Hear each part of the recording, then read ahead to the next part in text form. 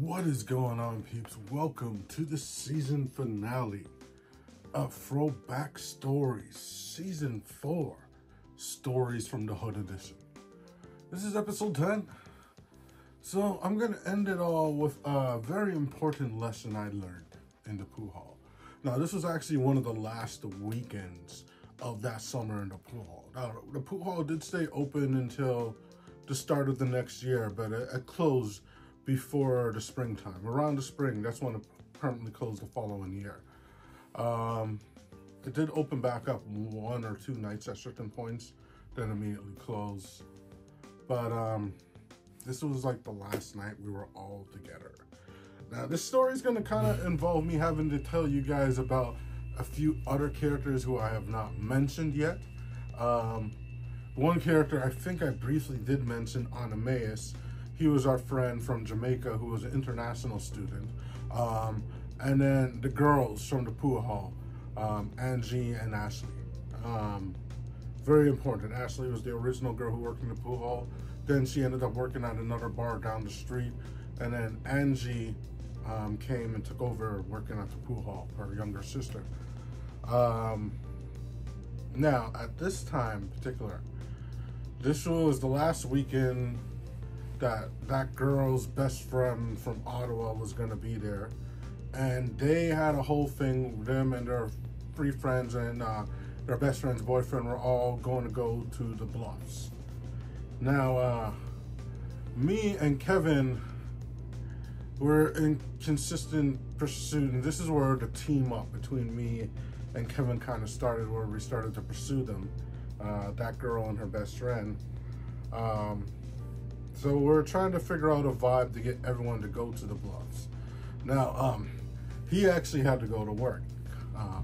He was going to leave for a few hours. Now, the important thing here is, at this point, Kevin's uncle had actually given him a van. So he had a vehicle. Now, the thing about him, he was not the most comfortable behind the wheel, so he would let anyone else drive it. Anameus would actually pay him to rent to borrow the van. So Anameus had the van. Now, I remember before Kevin went off to work, he had given me money to obtain weed and to figure out a way to get us to all go to the Bluffs. Like, originally it was just going to be me and him just going there, which was like kind of creeper, and I did not want that to be. But I just started talking about the Bluffs to everyone, and it kind of became a whole vibe. Like, even the girls from the bar were coming, everyone was going, we're all gonna go, and it was a whole thing, and I'll get to that part after. But the key thing is, Anameus had the van, and he actually just got to the pool hall. Now, he lived right around the area as G did, so he was running into his place. Now, as he got back from, I believe he was getting back from school, me and Bob were sitting in the van. I was sitting in the passenger seat, and Bob was in the back. But as Anameus went inside, Bob jumped into the front seat, and there was this like little donut, like there was a little island in the houses that were behind the pool hall, the buildings. And Bob just started driving, speeding, full speed. I was just like, what the fuck? I like flung up. I had no seatbelt. I did not expect this out of nowhere. And he kept doing it like a dumbass. And I was like, dude, fucking stop. Dude, fucking stop. Then eventually he hit the curb. And boom, one of the tires popped. Now, at this point, Anameus had somewhere he had to go with his family. He could not handle this. And he was just like, him and Bob were like boys. I think they still are close to this day. And he was just disappointed that he would do that. And he just like walked away. There's nothing he could do. He had this engagement he had to go to. So it was just left to us. And then he actually kind of had a thing going with the girl from the pool hall, Angie. So she, despite Bob being the one who fucked up the tire, like they're trying to change the tire. I remember leaving, and when I left, it was me talking to everyone else, getting everyone on the vibe to go to the Bluffs. She changed the tire. Like, Angie's a total badass. And then we just had this whole thing. Everyone, I went to G. G was the one to get the weed. We couldn't get weed. Everyone was gone. This is the long weekend. It was the long Labor Day weekend, isn't it? The September long weekend, the end of the summer. So none of the regular links were on the block. So as they were getting the donut on the van, we're like, okay, we're all figuring out what we're gonna do. A bunch of us just piled up into that van, and I remember the other girl, Ashley, who, this is the main thing I realized. It's a very important lesson I've learned as a man. When it comes to the women that you pursue, you should always go after the woman who is interested in you, who likes you, who, when you compliment her, she blushes. And the simple fact of the matter is, my dumb ass was chasing that girl, and that was not the case with her. But the girl worked at the pool hall, she liked me. A lot of girls liked me. In fact, most of the women in that area liked me. How can you blame them? Let me get a few pictures and show you guys. Like, look at this young, handsome individual. It is no shock that any room that he walked to, he was the center of attention of all women. The problem was I was a dumbass. That was my biggest issue. I had confidence issues, and I did not really know how to talk to women, and I did not even notice the little things that I did later in life. And I realized, damn, she really liked me. Like, she was the legit, Ashley was the most attractive girl in the pool hall. Total blonde bombshell. Oh my God. She had like her booty, like, I'm pretty sure someone's locked. I feel like a jerk saying this, but she was like a 10, a baddie before a baddie was a thing. And I understand, like, she should have been sitting at the front. She was in the back of the truck, of the van with me sitting down, smiling, blah, blah, blah. If I was smart, I would have pushed the vibe. We didn't even go right to the bluffs. We had to actually go somewhere else, where G went inside, went to another club. She got weed.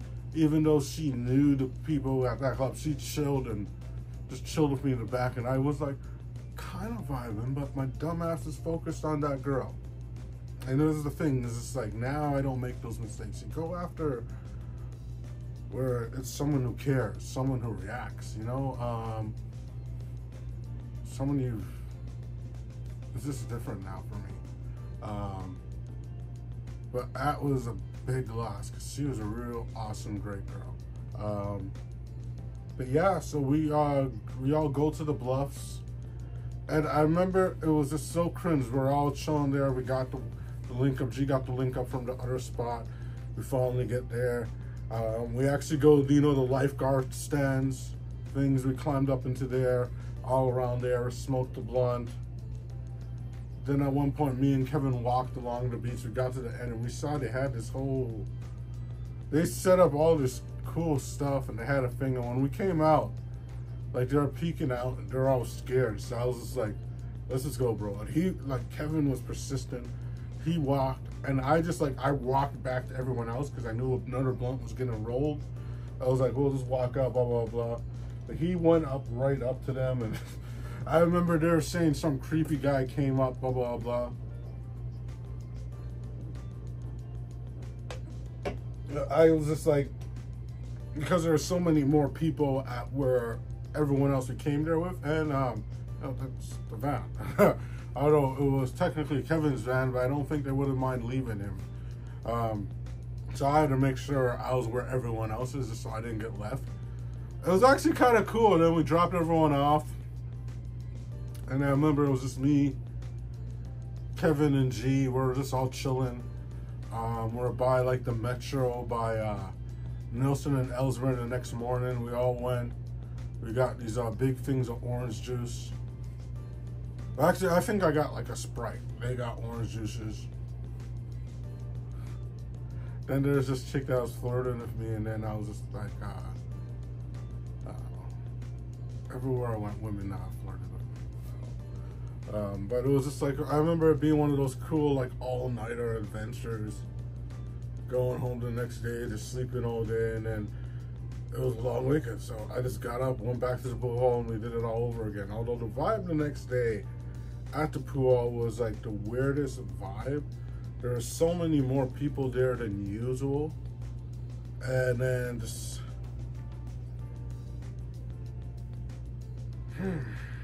I remember it was just like one of that girl's like close friends kind of like tried to throw herself at me.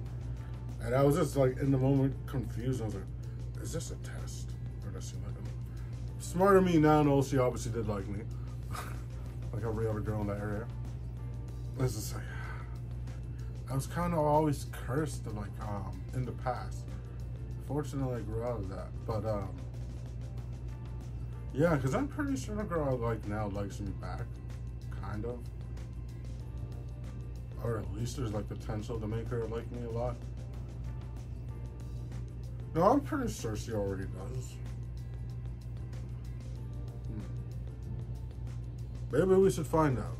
I'll give you guys an update. But yeah, the next day at the pool hall was just a completely different vibe. It was kind of the point where we all kind of started to go our separate ways. Not long after that is where I got the job at my dad's company, and that was in Concord. So I wasn't going to be able to chill regularly in Scarborough anymore. And then Anameus, when September came, he was always in school. He wasn't on break anymore, not in part-time classes as he was in the summer, so we never saw him. And then essentially he went back to Jamaica after a certain while when he took semesters off. And then the pool hall closed and just made it be like we all different places, different lives, you know? You know, that was kind of like the last moment in the pool hall where we all actually chilled there. All of us, all the original people, all the other characters who joined in. That was the last night that we were all there together. Maybe they were all there together at other times where I wasn't there, because as I told you guys, not too long after I started working, so I was barely there, so I missed a lot of what happened. But as far as me being there, and let's be real, if I'm not there, does what happened there matters? Of course not. I'm the main character. It's just like in The Simpsons. Whoever that episode in The Simpsons where when Homer leaves the bar, everyone's like, okay, he's gone. Let's go back into a frozen stance until he comes back. You know, but seriously, yeah, that was truly the end of that era. And that's why this season's ending there. That's where that era ended. Big part of my life. It was just a summer, but it was just like so many of the stories I tell date back to the pool hall. I'll be like the pool hall days, or there would be about people who I met in the pool hall. Now, there's a lot of stories that happened there that I did not tell, which you will get in the next season. The next season will not be the stories of the hood theme, but you will get a few stories from the hood. Next one will be a kind of a mix. I'm actually gonna have people who were part of stories come in and tell them with me. And you hear multiple perspectives from things that happened in the past. Well, guys, thank you so much for joining me in this return of one of my legit original series. Throwback Stories is the original series that I did on YouTube. Seeing how much you guys enjoyed it, seeing the numbers that it's got in each episode, makes me realize it was not a mistake to bring it back. And I have so much more stories to tell you guys. There's a lot of recent stuff that's happened in the last couple of years, so we'll get to that too. Thank you guys. It's just great to see that I still got it at what I started with. Well, you guys are still loving the new stuff that we're doing as well. Well, stay tuned, peeps. We got a few other season finales coming up for you. Stay tuned to them. Stay good, stay hood, and keep it blitz.